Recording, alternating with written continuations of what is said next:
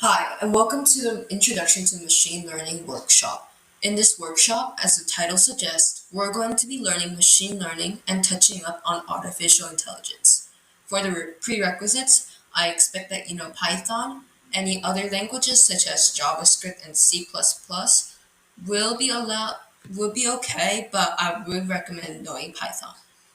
It is required that you have an editor. I don't think Replit really works with TensorFlow and sklearn, so I think having something like Visual Studio Code installed on your local computer would be good. You may need algebra knowledge as we're going to be also be touching on functions and finding the minimum and maximum value without calculus. So, what is machine learning? I know that many people, quote, quote, know what machine learning is, but don't really acknowledge what it really is. Machine learning is the learning of a machine. When it gets input data, it finds patterns and analyzes the data. It goes under the category of artificial intelligence, which is the mimic of human behavior. Some topics we're going to be going over are how a neural network works, learn the process of coding our own model, and coding a neural network. I'll be showing step by step. We're also going to be doing linear regression with both sklearn and TensorFlow.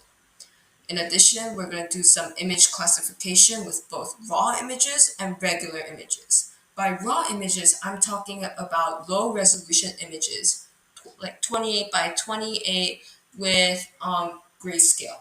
And by regular images, I'm talking about regular PNG or JPEG files that you can find basically anywhere on Google Images.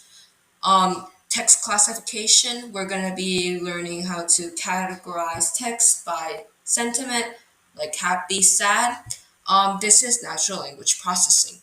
Throughout the whole video, you will be doing some exercise. I'll give you around 2 to 3 minutes for each one. I think it's really necessary that you do these exercises as it will help your brain flow and remember the code better. How neural networks work. First off, what is a neural network? A neural network are composed of layers with neurons.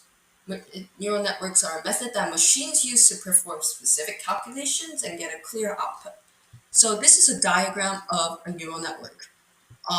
As you can see, these three are all layers, and these circles are considered neurons. So neurons are actually a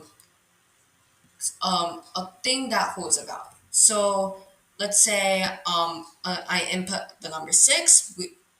The neuron in the input layer would have a value of 6.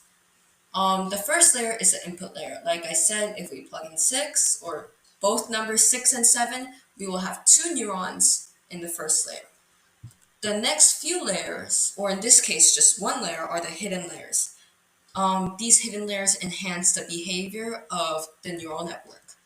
The last layer gives the output value. As you can see from this diagram, you see that there's only one neuron at the end of this neural network. This signals that maybe this is a linear regression problem with 3 variables being inputted and one number being outputted. But usually in classification problems, we will have 2 or more as each neuron represents a class.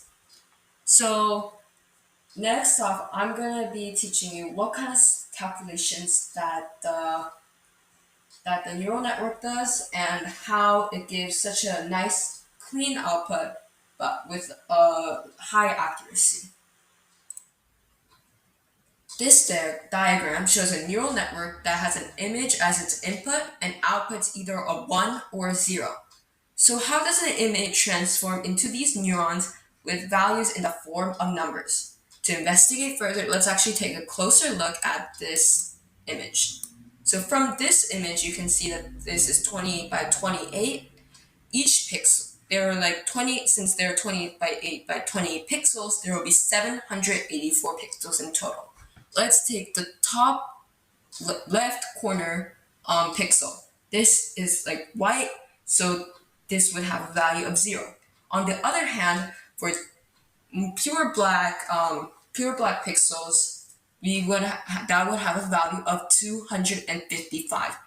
As you can guess, the darker pixels would have a value closer to 255, while lighter pixels would have a value closer to 0.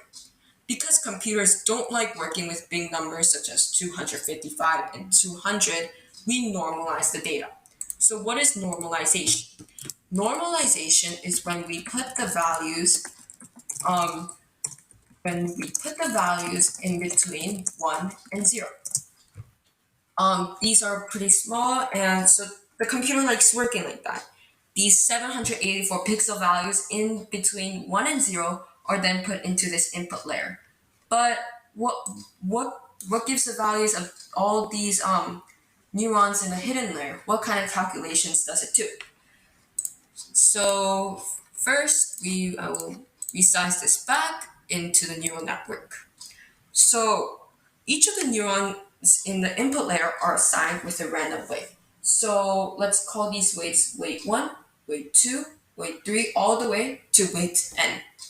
These weights are then multiplied by their corresponding neurons. So for example, we will multiply W1 by A1, W2 by A2, and all the way to Wn times An. These would take the value of H1. In addition, we would add or subtract by a byte. So to just process that again into text so that you can see it, visualize it. So W1, A1 plus all the way to Wn and then An. And then, like I said, we would add or subtract by a byte. So it's called the variable B. So this is what it looks. This is what one single neuron in the hidden layer would look like. Since the weights and biases will be random, at first the computer will plug in random values for the weights and biases. And this gives us really funny outputs for this. For example, we might get a 0.5 for 1 and maybe even like 0.3, like just a random number that I chose, 38 for the value of 0. Like, that doesn't make sense, right? Well, the computer is trained to know that 0 is the actual value, so it will try to fix these weights and biases. So it will try new ones, but they aren't completely random. Let me explain. So the computer actually graphs all of the possible weights and biases into a function. And they try to minimize this unclarity over here as an example over there into a function. So so this is a lot of information to cover. So let me give you a more simple neural network, just with the linear regression. So if I had some pixels like that, right?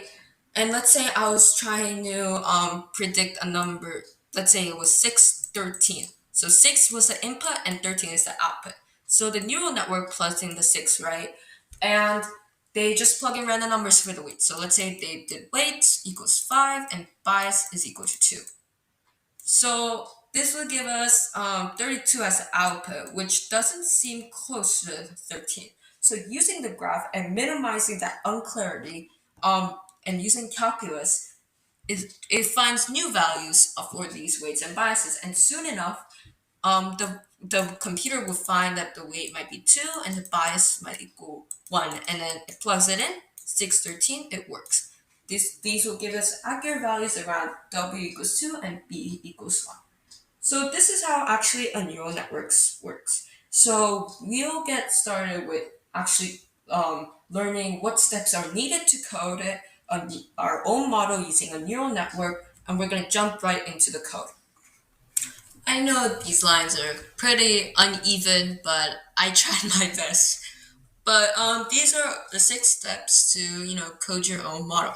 So first we gotta import the modules, which are some that we're gonna use are like TensorFlow, definitely TensorFlow, sklearn, and they're like way more keras, and on and on and on. We can just if you know Python, you would just import it.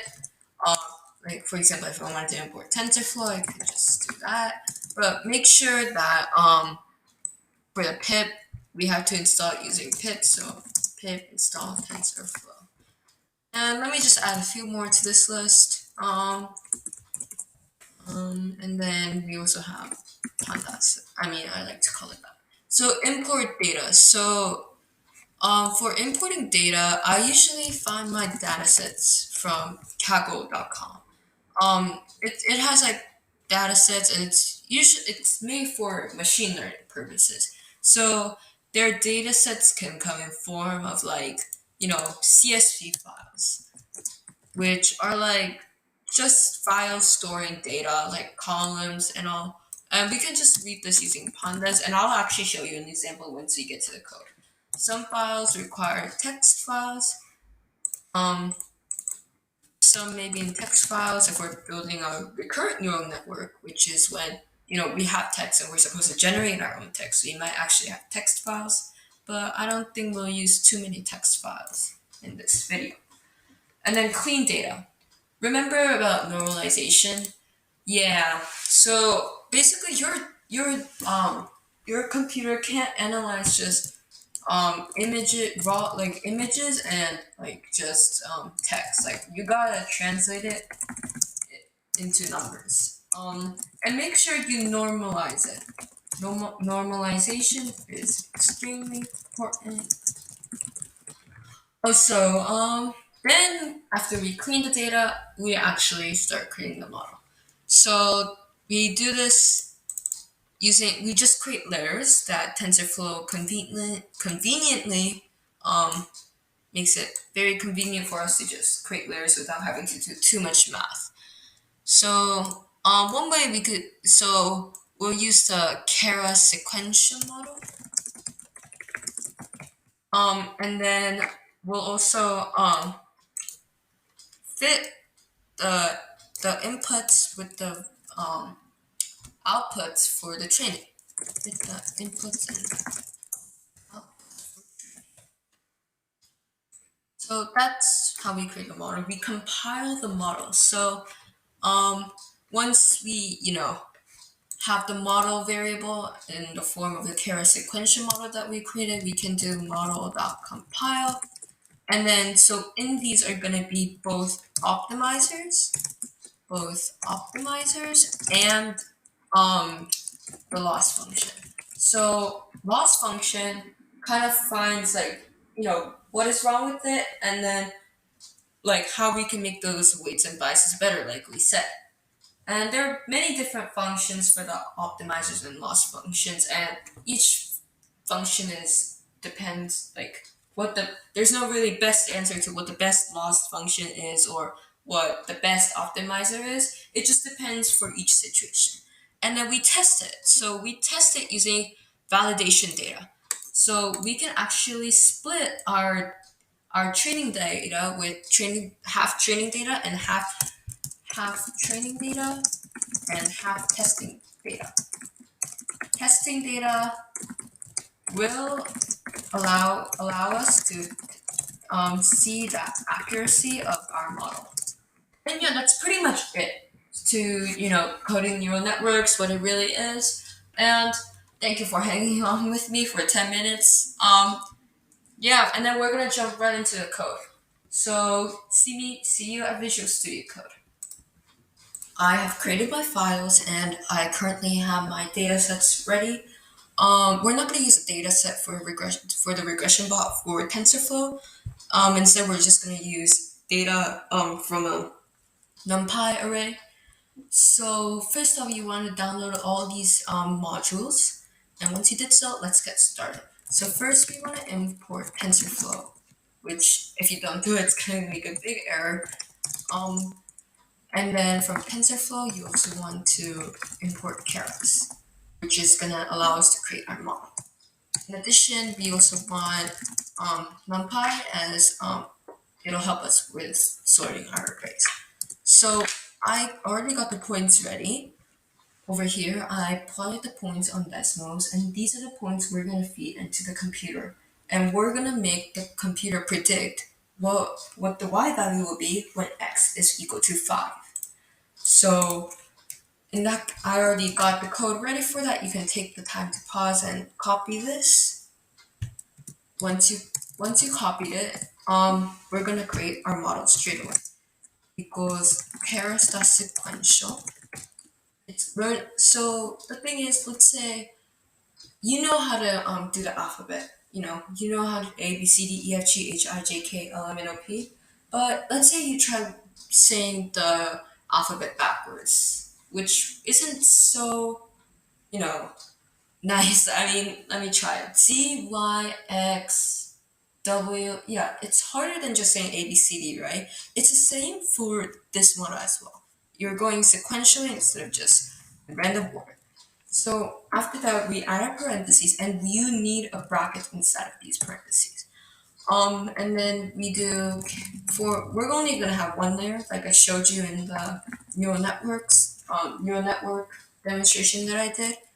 And we create a layer by doing this. So carousel layer settings, and this layer is only gonna have one neuron, and the input shape is going to be 1 because we're only going to have one number plugging it into our model.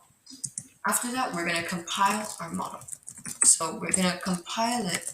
Optimizer is SGD. I won't go too much in detail about what this optimizer function does and its math behind it, but for both the optimizers and loss functions, if you're curious, you can always search up on Google. So loss equals mean squared error.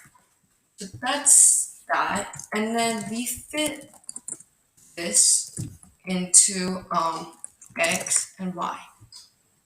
So, and then we also need the amount of epochs. So epochs, okay, let's just say 10 for now, and let's see what happens.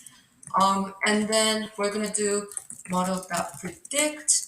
Oh, we want to print that result actually, so print model.predict, and then 5. So let's see what happens. So Python, so we gotta save that first. Python regression.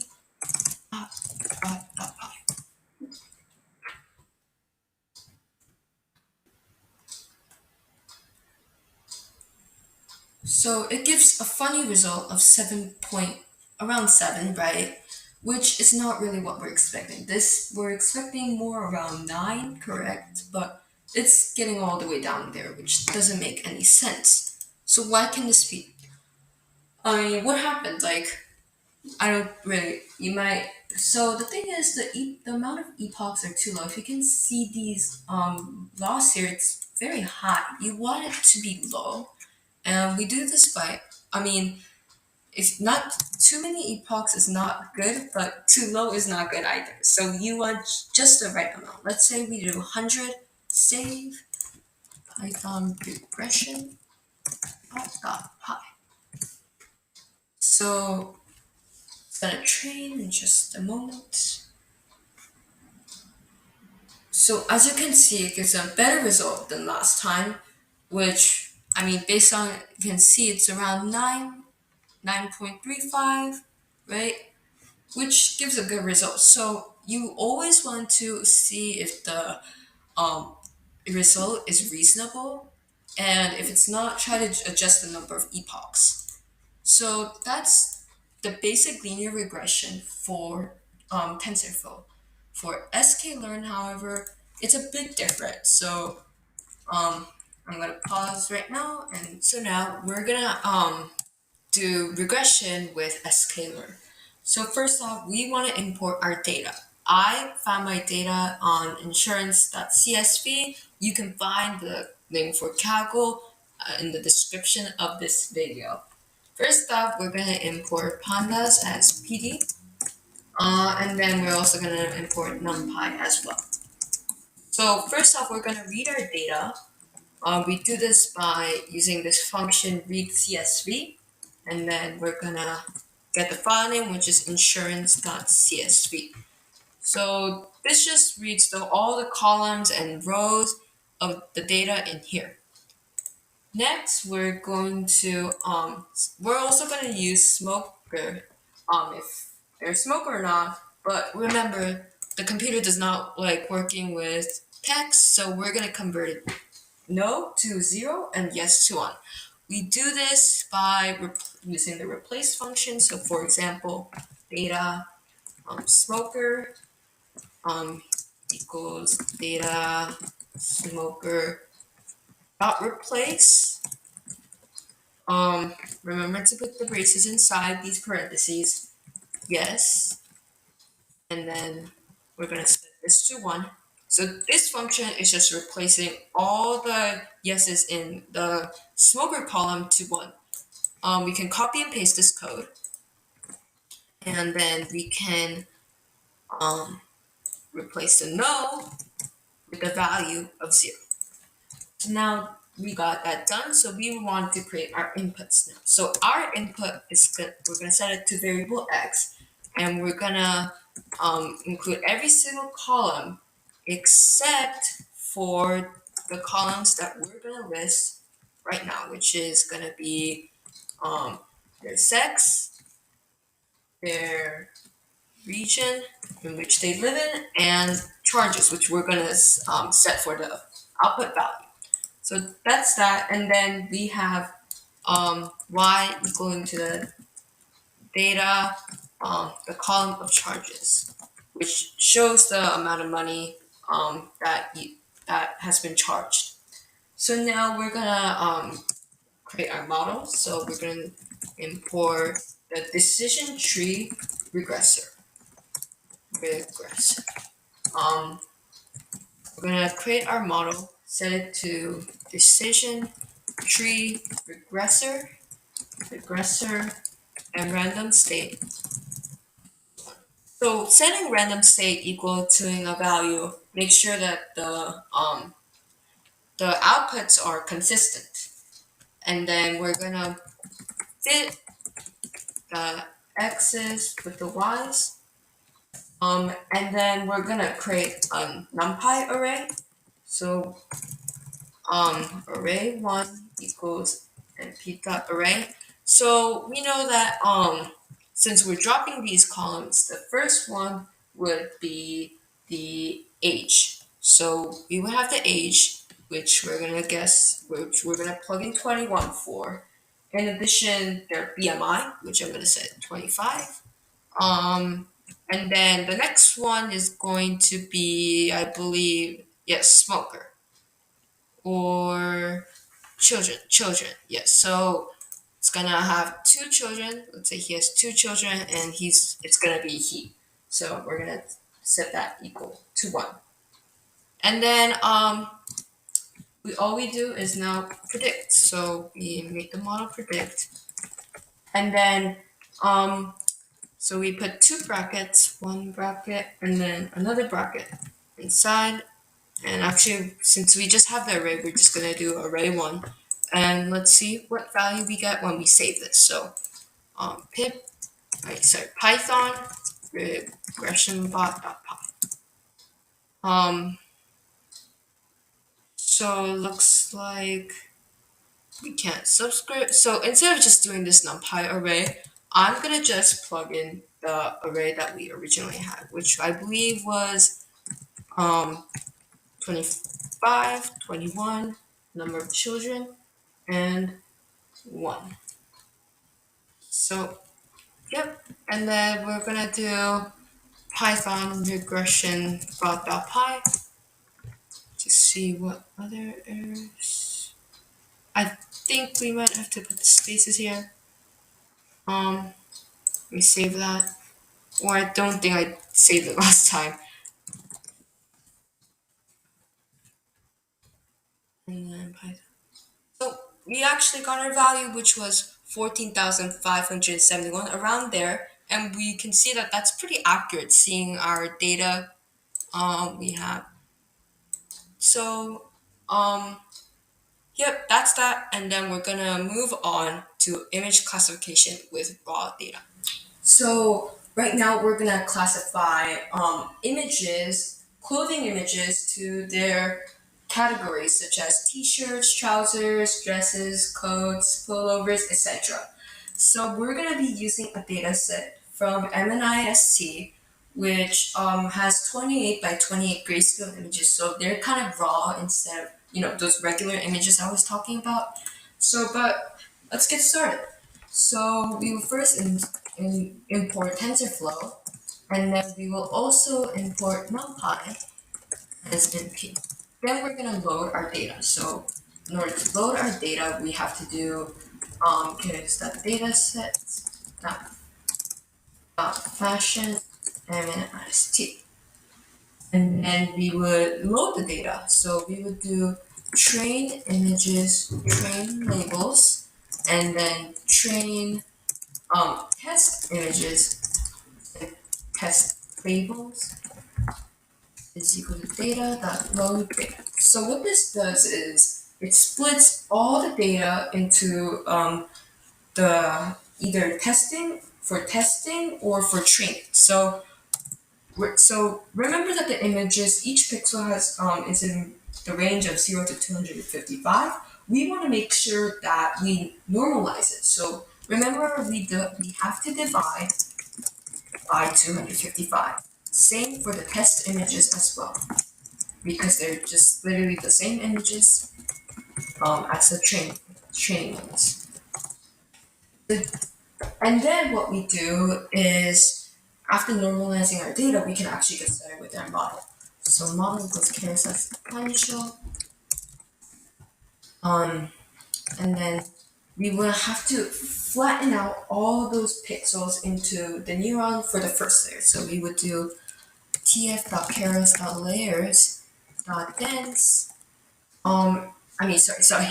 tf.flatten input shape is equal to 28, 28. Because remember, these images are 28 by 28. And then what we would do is tf.carousel layers.dense 128, because we're going to put 128 neurons in that layer. And we're going to set the activation equal to rate. So what ReLU does is, for every positive number, it keeps it, but for everything, I believe less than 2, I kind of forgot, but it'll just throw those away. I'll check in later. So that's the ReLU. And then we finally have 10 as their 10 classes: 1, 2, 3, 4, 5, 6, 7, 8, 9, 10. So that's that. And then we do model.compile. Oh, so this part I actually copied it because I knew that I was going to make a typo. So there it is. So you can take the time to pause and copy that. Next, we're going to have to fit for our training. So we have to do train images. Okay, train images and fit that with the train labels. And we're going to have 10 epochs, because these epochs might take some time. After using 10 epochs, we're gonna actually start predicting, because we're now done with our whole model. So we're gonna do print. We're gonna print the result model.predict. Model.predict. Test images 0 dot reshape 128 28. So what we're doing here is we're taking a test image, and then the first test image, and actually we're reshaping it to this because we know that there's one image and it's 28 by 28, and since it's grayscale, we don't really add any numbers over here. So let's try to run our code. So we got first save Python image class.py. TF. Oh, so remember, we have to actually put commas over here because it is, after all, an array.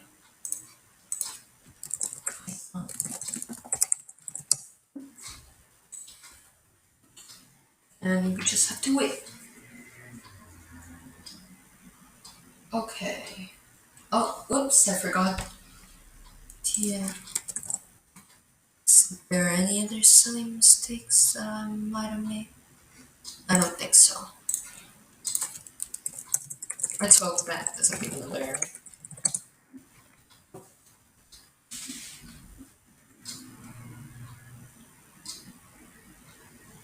So basically, as you can see, it's kind of like a low accuracy for now, but it's gonna keep improving. You can see that these epochs actually took longer than the linear regression ones. They took like 2 milliseconds, and that's because we're actually loading in images, and it's gonna take a long time to find those weights and biases. So we can see that the loss is slowly decreasing while the accuracy is actually slowly increasing. And for our result, we won't actually get a clear result. Like it's not the same t-shirt or anything like that. It'll actually give us the values of the neurons for the categories. So we can see that this one has the highest one, so we would categorize it into ankle group, which is actually what it really is. So yeah, that's it for the raw images. Let's move on to the regular images now.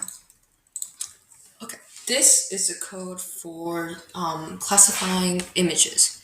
So first we download all our models, image data generator and the image. So for the training images, this function actually returns all the transformed images. So first off, we're actually dividing each pixel value by 255.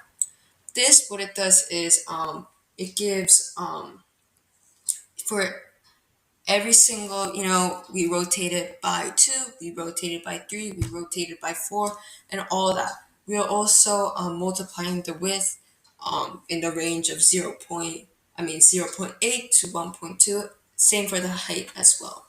So over here, what we're doing is so in the archive section, this is our data set. So I'm trying to classify weather. So if you can see frost, it'll look like this, as you can see. But yeah, overall in general, we're just actually taking advantage that each image is inside the directory that they're supposed to be in. So if we go back, so this code is just basically telling, okay, from these images that you got from here, do return. So for example, you can return sandstorm on the image from sandstorm and label it sandstorm automatically. This will just return a tf.data.datasets object, which makes it convenient for us to just plug it into the model. So here is our model. We have around 4 convolutional layers. So each of these convolutional layers actually enhances the image. So what it does is it multiplies by some number, like weights that we talked about, and then it creates this kind of like grayscale image. And what it does is it tries to classify from there. So yeah, pooling also is the process of multiplying the numbers as well, but this time we're actually shrinking the image by 1/4. And what pooling does is essentially it enhances the image so the computer can read it better. Then we flatten all those neurons, which are all pixels, into the first input layer. We drop out some of the neurons that are kind of unnecessary. And then we have a ReLU with another layer with the activation of ReLU. And then we finally get 3 for the softmax. Actually, this should be around 12, I think. Yeah, it's supposed to actually be 12. Sorry about that. And then what we do is compile the model. So we can compile it by loss, categorical cost, entropy, and these are all just this is mostly used for image classification. And then what we do is remember how these training generators are. So if we have an image and it just labels it automatically. So we don't have to put any special things. And then we have epochs, steps per epoch. Sorry about this. I don't know why that's there. And then we have our classifying image. So basically, all this does is once you plug in um, an image into the image path, it just results in the image. And this computer program actually takes a long time, and I unfortunately cannot do it with the time given. So while you're eating lunch or dinner or breakfast, whatever you're doing, make sure to run this code. This will take around maybe from 25 to 50 minutes. So tell me how it goes. So for the final project, we're gonna do text classification project, and we're gonna detect if a message is spam or ham. So ham would just be not spam, it's just a fun way that they sort it out. So this is a link to the dataset. You can download it and put it into the directory that you are currently working on. So if we get started, we start with the usual modules. So and then we also import NumPy and P. And then from TensorFlow, import Keras. This time we'll also use the tokenizer and the path sequences. So we can import this by doing from TensorFlow.keras pre-processing text, import tokenizer. From TensorFlow.keras pre-processing sequence, import path sequence. So what the tokener essentially does is, remember how the computer cannot recognize text, remember, it only works with numbers. So what the tokenizer does is for every single word, it assigns a number to it, an integer. And then for the path sequences, we're making sure that each text, message, or text has the same amount of words. So first off, we need the data. So we can retrieve the data by first importing pandas as PD. Sorry about that. And then what we do is we, get the data set. So we'll call this data set equals pd.read csv spam data.csv. You should probably rename your CSV file because it's going to have really funky numbers. So just rename it to something simple that you would remember. So what this does is just essentially reads this CSV file over here. Next, what we're going to do is, since each of these are all ham, spam, we don't want those. Instead, we want to just replace them with 0 or 1. So what we do is we go over here and then we say spam, dataset category becomes dataset category replace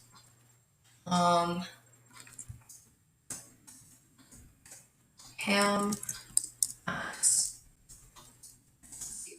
So what it's doing is for every single ham found in the category column, it just replaces it with 0. And next, what we do is we also replace the spams with the 1. So we'll just copy and paste this. And then we replace the ham with the spam and put it to 1. So we'll first set these equal to the array of messages. So that'll be dataset category. So this is category. So this function over here returns an array of numbers with all the messages under this. And for the message, spam message, it returns the array of all the numbers under this column. So So if we do that, we also need to split our training sentences with our testing sentences so that we can evaluate our model later. So we can see that this has around 5,000 rows. If you scroll down a little bit more than that. So we will split the training sentences into the first 5,000 while the others are going to be tested. So for here, we're going to do is training sentences equals message from 0 to 5,000. Training labels is category 0 to 5,000. And then we just do these for the testing sentences and testing labels as well. Message 5,000 and testing labels category 5,000. Over there, you can see that we just split it up. Now it's time to use our tokenizer. So our tokenizer, like I said, will assign every single word with a value. And so since we import it over here, we can say the tokenizer value would be equal to tokenizer. And then we're going to assign the number of words to 17,500. So the reason for this is we need to restrict the number of words because there's like a lot of words here, and it's going to be hard to learn very quickly. So what it's going to do is going to find the 17,500 most common words, and then it'll tokenize those. So we're going to use the OOV token as well. So it removes any other special characters and etc. We just assigned it, but we have to say which text and sequences we wanted to assign it to. So in this case, it's the training sentences. So next, we actually want to put these training sentences into sequences. So if I have dog is better than cat, for example, if I have that, let's say dog will equal 2, is 1, better is 3, then is 5, and cat equals 4. What it's going to do is it's going to make it to 2, 1, 3, 5, 4, like that. So let's see. So we can do training sentence sequences equals tokenizer dot text. Remember this S over here to sequences with the training sentences.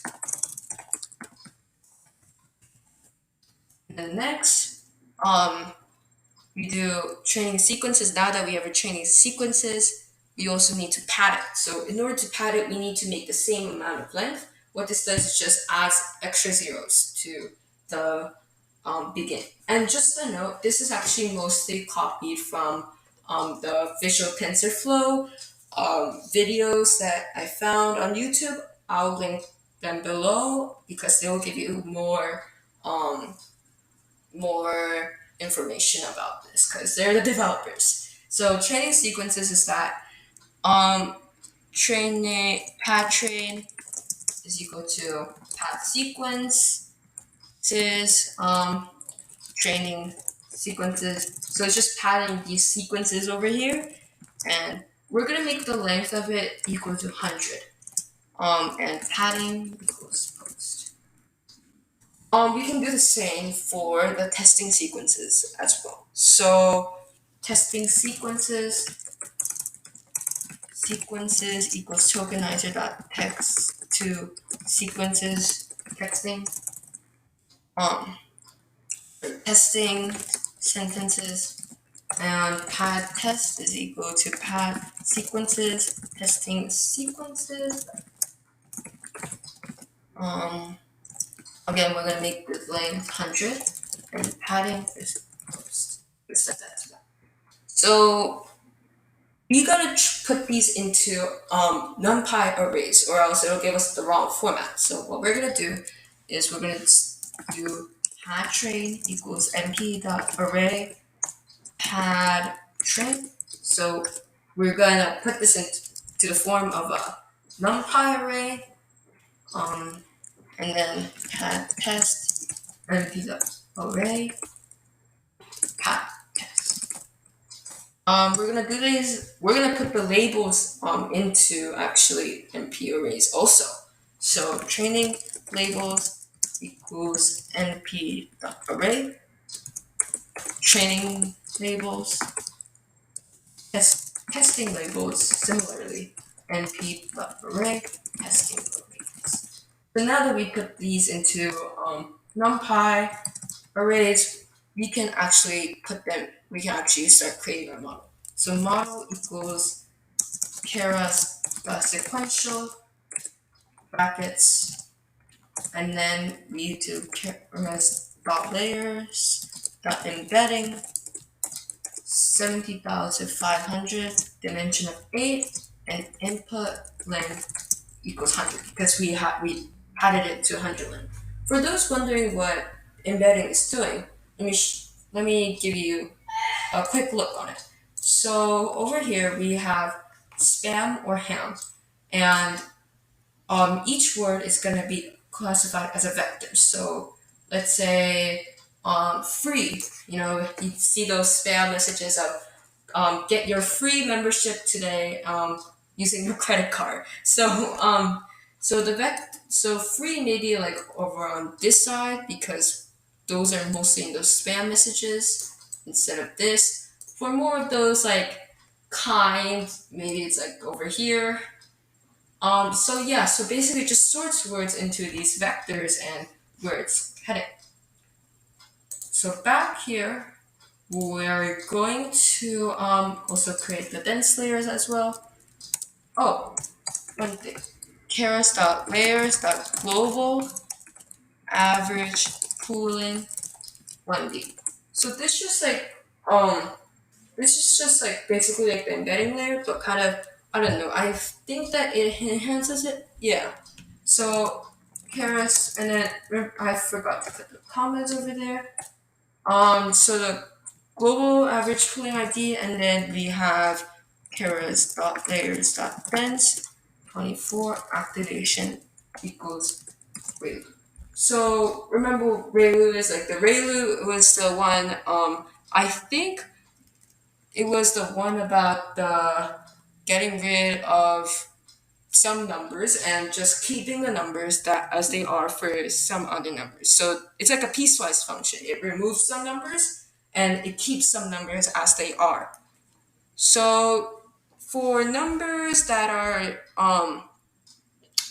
greater than 0, I believe, it keeps it, while the one on the left side, it just puts it in the trash. So yeah.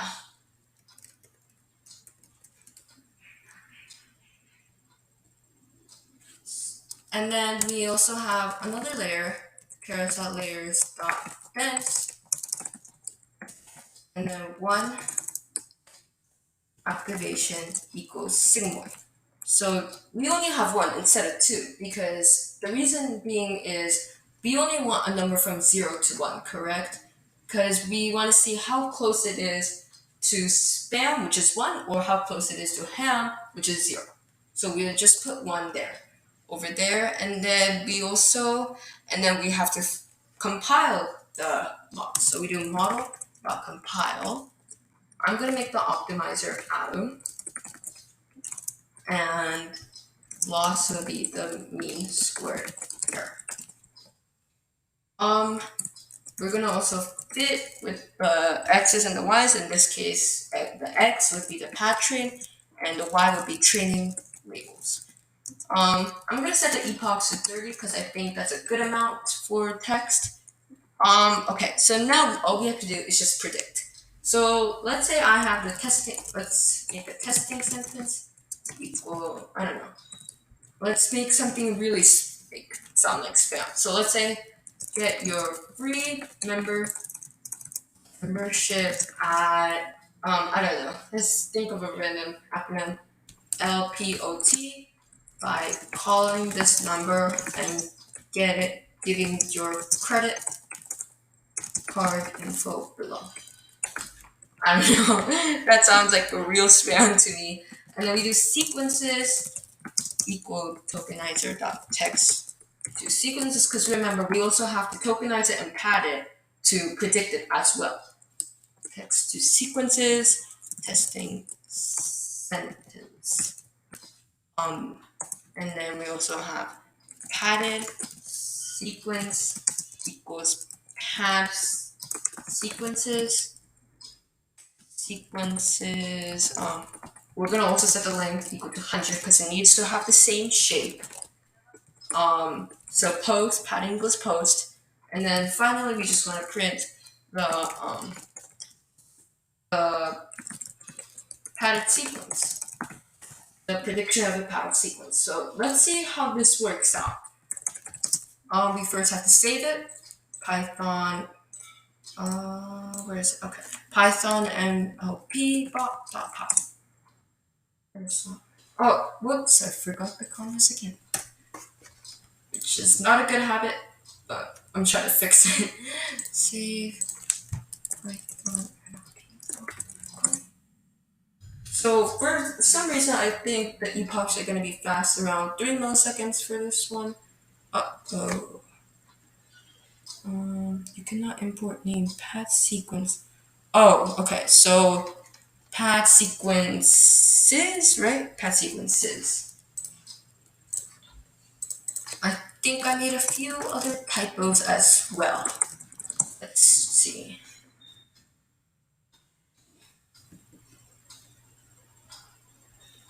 Oh, okay. Yep, I bet you already caught this too. I don't know. I don't know why spam was in my mind for that one. Please, Lord.